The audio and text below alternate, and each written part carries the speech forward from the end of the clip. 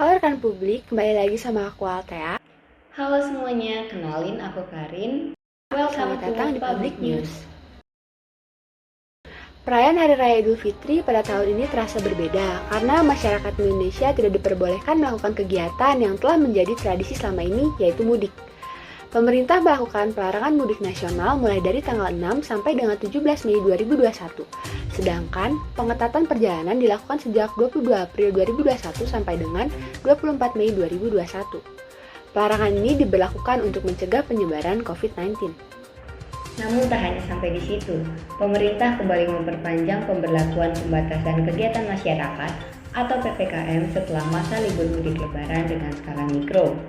Pembatasan kegiatan masyarakat ini dilakukan selama 14 hari di 30 provinsi. Penerapan kebijakan ini juga masih bertujuan untuk mencegah penyebaran COVID-19, terutama di beberapa provinsi yang mengalami kenaikan kasus harian. 5 provinsi yang mengalami kenaikan tajam adalah Kepulauan Riau, Sumatera Selatan, Aceh, dan Kalimantan Barat. Di Sumatera Selatan, perpanjangan PPKM dilakukan sampai tanggal 31 Mei 2021 melalui posko-posko penyekatan yang diberikan di setiap perbatasan daerah. Terdapat 8 posko di batas wilayah antar provinsi dan 38 pos di perbatasan kabupaten serta kota. Gubernur Sumatera Selatan Herman Deru telah memberi instruksi kepada bupati dan wali kota untuk membantu penyekatan ini di masing-masing daerah.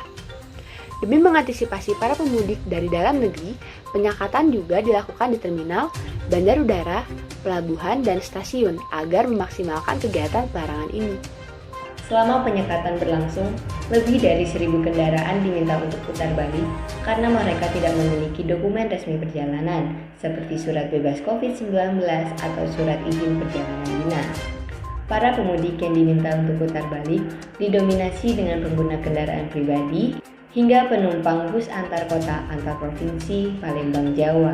Mereka mengaku tidak mengetahui jika larangan mudik ini telah diperpanjang. Bagi pelaku perjalanan yang diberhentikan karena tidak memiliki surat bebas COVID atau masa berlaku tes telah kadaluarsa, akan disediakan tes cepat antigen atau genos di posko penyekatan terdekat. Walaupun larangan mudik pada tahun ini dirasa mengecewakan oleh masyarakat, kebijakan ini telah membawa dampak positif bagi Provinsi Sumatera Selatan dan pertumbuhan ekonomi nasional. Bagi Sumatera Selatan, kasus COVID-19 yang terkonfirmasi menunjukkan adanya insidensi yang cenderung naik dibandingkan dengan April lalu. Tetapi jika dibandingkan dengan pekan lalu, tampak menurun. Pada ekonomi nasional disampaikan oleh Menteri Koordinator Bidang Perekonomian Erlangga Hartanto, diperkirakan ekonomi kuartal 2 yang didukung oleh periode Ramadan dan Lebaran mampu tumbuh hingga 7%. Salah satu faktornya adalah peningkatan daya tarik tunai. Di balik dampak positifnya, kebijakan larangan mudik pada tahun 2021 ini telah membawa dampak negatif ke beberapa sektor. Salah satunya adalah sektor pariwisata. Wakil Ketua Umum Asosiasi Pengusaha Indonesia atau APindo, Sinta Wijaya Kamdani mengatakan bahwa salah satu sektor yang paling terdampak karena pelarangan mudik Lebaran 2021 ini adalah sektor pariwisata, terutama di beberapa daerah. Sektor pariwisata ini mencakup jasa pariwisata dan transportasi, penginapan, serta perdagangan yang biasanya diuntungkan karena momentum libur Hari Raya Idul Fitri. Padahal pada kenyataannya sektor pariwisata ini masih berusaha untuk tetap bertahan dengan akibat dari pandemi COVID-19 yang telah melemahkan mereka. Kebijakan larangan mudik memang tegas dilakukan oleh pemerintah, bukan semata-mata ingin membuat hati masyarakat sedih karena tidak dapat melakukan perjalanan luar kota. Pemerintah juga tidak bermaksud untuk melemahkan sektor-sektor industri kreatif yang bergantung pada Hari Raya Idul Fitri. Semua ini dilakukan dalam rangka menjaga keselamatan masyarakat dari resiko penularan kasus COVID-19, terutama bagi para lansia. Karena apabila lansia terpapar, resiko yang muncul 3 kali lipat dibandingkan dengan usia yang lebih muda.